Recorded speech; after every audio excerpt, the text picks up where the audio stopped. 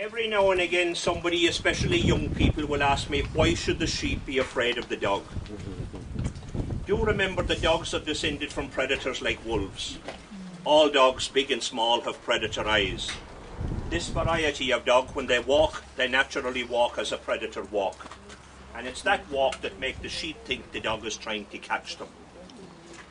If your cameras can reach where the sheep and the dog are, I would advise you prepare yourself, and you'll get a nice little shot of the dog following the sheep, and I'll do it as quietly and as slowly as I can for you. Yes?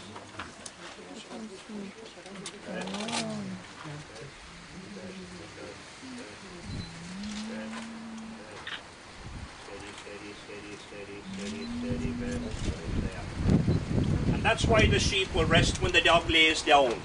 They're not being followed, so they don't feel threatened. That'll do best. Wait. And steady, steady. Up. Steady, steady.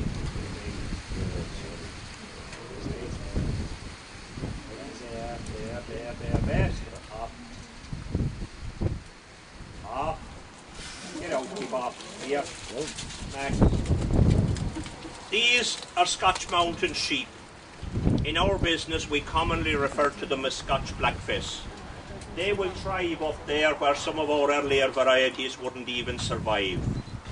Shearing the wool is once a year midsummer, and although these are primarily a meat or a lamb sheep, the wool will make tweed, like a jacket or a suit. Sit down. Sit down. Sit down.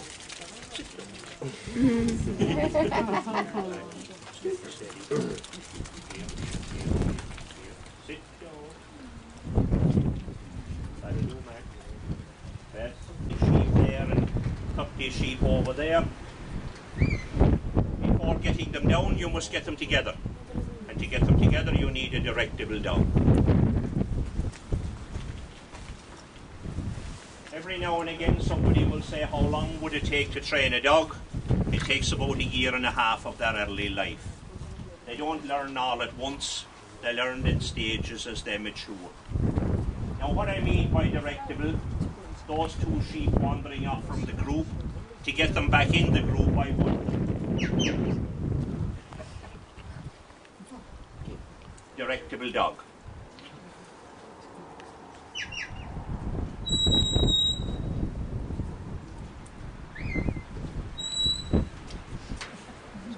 Their normal work life would be something like 8 or 9.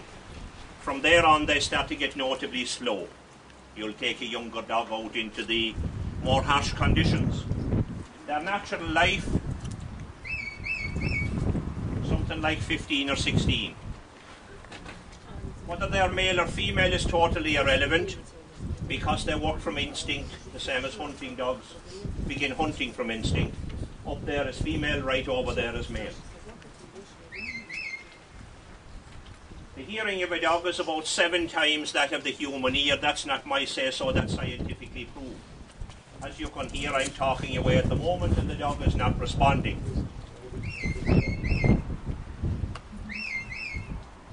But if I was to say something like, that'll do best. Huh?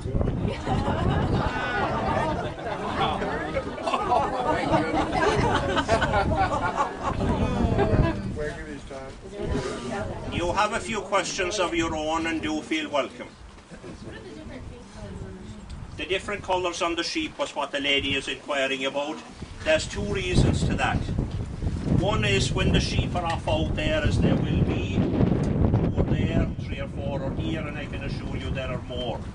It's like a family brand, like you see a cattle brand. It'll help us to recognise them at a distance. Are they yours or are they mine? Now in the arable flatland, if you had 15 or 1600 sheep, you use it in the breeding program. And how that works out, you'll find this interesting. When the males are introduced to the flock, they put a little harness on them, they put a block of paint right here like your old bar of soap, and every time the business takes place, it's there for you to see it happened. How they use it to their advantage is that every 10 days or so the colour will be changed. So when your lambing begins in the springtime, you can say, well, we need only pay our attention to these 200 blue ones now because they were first mated.